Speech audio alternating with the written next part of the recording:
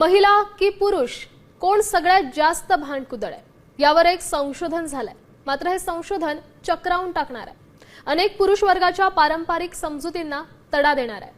मात्र हा निष्कर्ष काय पाहूयात। महिला की पुरुष कोण जास्त भांडकुदळ? संशोधनातून आश्चर्यकारक माहिती समोर। संशोधनात नेमकं काय म्हटलंय? बायका या भांडकुदळ असतात, गजाग असतात, त्यात जास्त भांडतात अशी सर्वांची वर्षानुवर्षाची समजूत। मुळात बायकांबद्दलचा पुरुष वर्गाचा हा पारंपरिक दृष्टिकोन। मात्र आता आम्ही तुम्हाला असं काही सांगणार आहोत की ज्यामुळे तुमचा हा भ्रम दूर होईल आणि हे संशोधनांती सिद्ध झालेलं असल्यानं तुम्हाला त्यावर विश्वास ठेवावाच लागेल। मात्र आता काय आहे हे संशोधन आणि काय आहे या संशोधनाचा निष्कर्ष ते पाहूया।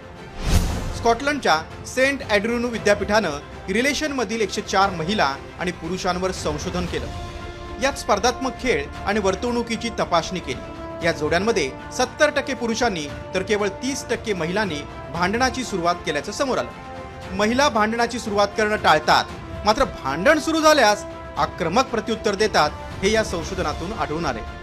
हे निष्कर्ष ऐकून बसला ना धक्का?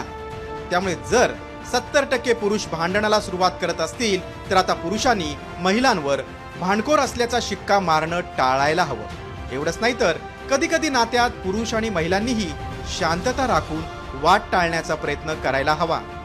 ब्युरो रिपोर्ट, साम टीव्ही न्यूज।